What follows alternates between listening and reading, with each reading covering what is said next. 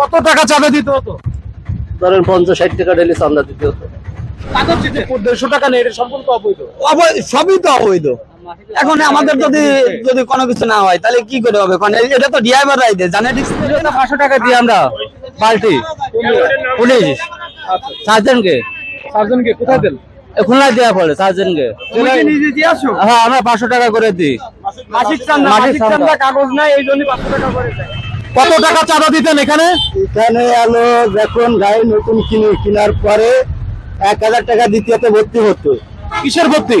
ভর্তি মানে মানে চাঁদা দেওয়া লাগতো। মানে কিসের ভর্তি? আপনাদের ইজি বাইকের তো কোনো ইউনিয়ন নাই? না, ইউনিয়ন নাই, দেওয়া লাগতো না। দিনে চালাতে দেবে না, সিরিয়াল দেবে না। সিরিয়াল দেবে না? কে দেবে না? দেবে না যে এখানে একসময় খুলনা মহানগরী ও জেলাতে বিভিন্ন সড়কে চাঁদাবাজি অনেকটা নিয়মিত প্রথা হিসেবে দাঁড়িয়েছিল। প্রকাশ্যে দিবালোকে এই যানবাহন চালকদের নিকট থেকে নেওয়া হতো চাঁদা, আর এই চাঁদার টাকার ভাগ তৎকালীন ক্ষমতাসীন আওয়ামী লীগের অনেক নেতার পকেটে যেত। ভাগের অংশ থেকে বাদ পড়ত না পুলিশ প্রশাসন। ট্রাফিক বিভাগে কর্মরত অনেক সার্জেন্ট, টিএসআই ও হাইওয়ে থানার পুলিশ নগদেই হাত পেতে মাসোয়ারা নিত। আবার বিভিন্ন ইউনিয়নের নাম করে সিএনজি 3 হুইলার গাড়ি থেকে নিয়মিত এবং মাসিক চাঁদা নেওয়ার রেওয়াজ ছিল পুরো খুলনা জুড়ে।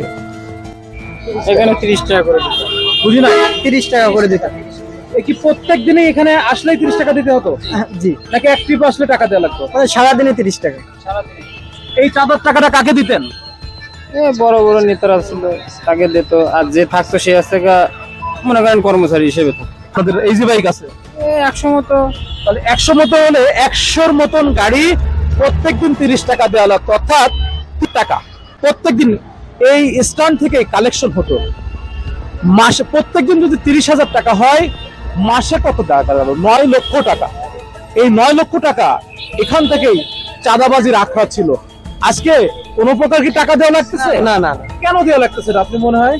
নতুন বাংলাদেশ বিনির্মাণের কারণে কি টাকা লাগতেছে? হ্যাঁ, জি। এই নতুন বাংলাদেশ পেয়ে আপনার অনুভূতি কেমন? খুব ভালো। 3 হুইলার হোক বা ইজি বাইক, রাস্তায় নামাতে গেলে 1000 টাকা থেকে 5000 টাকা পর্যন্ত দিতে হবে ইউনিয়নের কতিপয় নেতাদের, না হলে গাড়ি রাস্তায় নামাতে দিবে না তারা। টাকা দিয়ে গাড়ি রাস্তায় ভর্তি করাতে হবে, এমন হাস্যকর বেআইনি নোটিশ প্রচলিত ছিল। কত টাকা চাঁদা দিতেন এখানে? এখানে আলো যখন গাড়ি নতুন কেনার পরে 1000 টাকা দ্বিতীয়তে ভর্তি হতো। কিসের ভর্তি?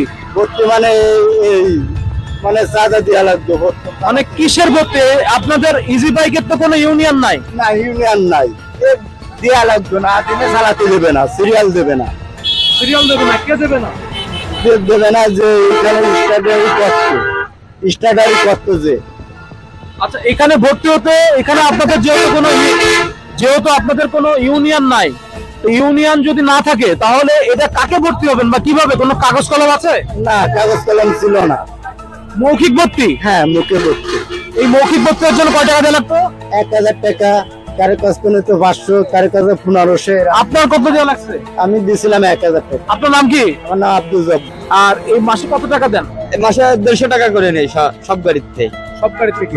এই 150 টাকা দিলে কি উপকার হবে? আবার দৈনিক চাঁদা আছে 5 টাকা আর 10 টাকা, এটাও আছে। আচ্ছা, আপনাদের ক্ষেত্রে কি এই যে মাসে যে 150 টাকা নেই, এটা সম্পূর্ণ অবৈধ? সবই তো অবৈধ। এখন আমাদের যদি কোনো কিছু না হয় তাহলে কি করে হবে? এটা তো ড্রাইভাররাই দেয়, জানে। রিস্ক দেয় না, তাহলে এটা ড্রাইভারকে জন্য কর্তব্য না? এটা তো ইউনিয়ন কর্তব্য। একটা লোক মারা গেলে তারা তো দেবে, তার পরিবারের খবর নেবে। ড্রাইভারটা মারা গেছে, তার পরিবারে 50,000 টাকা দেবে, তাও দেয় না। খবর তাদের নিয়ে থাকলে দূরে, আপনি বুঝেন নাই? ইউনিয়ন কি শুধু নামে আছে? নামে তো চলে ইউনিয়ন। এই যে সবাই বলাই চলে গেছে, ইউনিয়ন চলতেছে কার পক্ষে বলেন আপনি? কেউ নাই তো। ইউনিয়ন লুটপাট এটা তো হয়। এটা কি ইউনিয়ন হয়েছে? ওই নাই। শ্রমিক যেখানে দাঁড়ায় করে রয়েছে, ইউনিয়নের লোকজন প্রেজেন্ট থাকবে, শ্রমিক কি বসবে, তাই না? আপনাদের ইউনিয়ন তাহলে কি শ্রমিক বান্ধব না? তাহলে শ্রমিক কোথায় আছে বলেন? শ্রমিক তো রোডে চলতেছে, নেতারা নাই। নেতারা তো পলাইছে, তাদের তো লুটপাট করে নিয়ে পলাই গেছে। শ্রমিকটা জাতি পারতেছে না, শ্রমিক তো পেটের দেয়, রোডে চলতেই হবে তাদের। আচ্ছা, এই যে চাঁদাবাজি তো দীর্ঘদিন ধরে চলে আসছে, আপনারা প্রতিবাদ করেন নাই? আমরা কাদের বলবো বলেন? আমাদের দ্বারা তো আপনি আজকে আইসেন বলে আমরা বলতে পারতেছি। আমাদের দ্বারা তো কেউ কোনোদিন আসে নাই, আমরা কি করে বলবো? আজকে আপনি আইসেন বলে আজকে আমরা ওরা ওরা যে এই 150 টাকা নিত চাঁদা, কি বলে নিত আপনাদের, মানে কি পারপাসে? মাসিক হিসাবে লাগবে, এটা খুলনা চলতে গেলে লাগবে 700 টাকা দিতে বাধ্যবাধকতা দিতে হবে। আচ্ছা, এটা কি পুলিশকে দেওয়ার জন্য? পুলিশকে দেওয়ার নাম ভাঙাতো, পুলিশের নাম ভাঙাতো, পুলিশের নাম ভাঙাতো, পুলিশকে দিতে হবে, পুলিশের টাকা দেওয়ার কথা বলে নাম ভাঙাতো। পুলিশকে দিতে হতো কিনা তা জানি না। পুলিশে তো 500 টাকা দিই আমরা পাল্টি, পুলিশ সার্জনকে কোথায় দেন?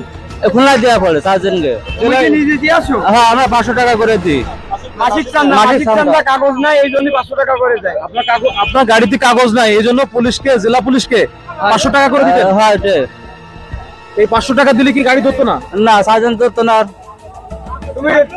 আচ্ছা, যেমনটি অভিযোগ শুনছেন যে প্রত্যেক দিনই এই খুলনা মহানগরে এবং জেলায় যদি 3 হুইলার চালাতে হয় অবশ্যই চাঁদা দিতে হবে, এবং প্রত্যেক বাসেই 150 টাকা করে প্রত্যেক গাড়িতে চাঁদা দিতে হবে।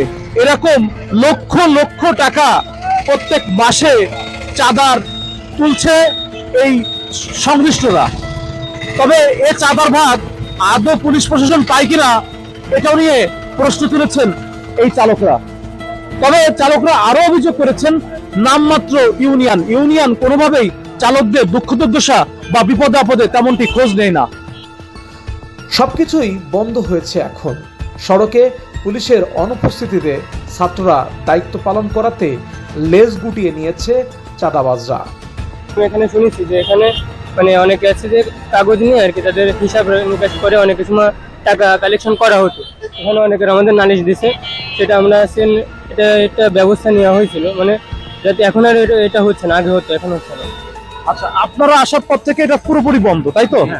আচ্ছা, আপনারা কেমন লাগতেছে এই যে নতুন বাংলাদেশের নতুন দায়িত্ব, নতুন জেনারেশন আপনারা পালন করতেছেন এবং অনেকটা স্বেচ্ছায় গায়ের খেয়ে আপনারা এই দেশের জন্য কাজ করছেন, অনুভূতি কেমন? এখন অনুভূতি বলতে গেলে তো আমরা তেমন কিছু বলতে পারবো না। এই যে দায়িত্ব, এই দায়িত্বটা কিন্তু আমাদের না, আমরা স্টুডেন্ট মানুষ, আমাদের এই দায়িত্ব না।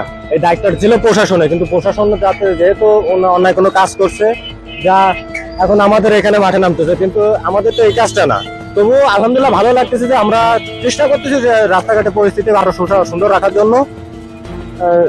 ইনশাল্লাহ চেষ্টা করবো সামনে যাতে আরো ভালো হয় সেই জন্য।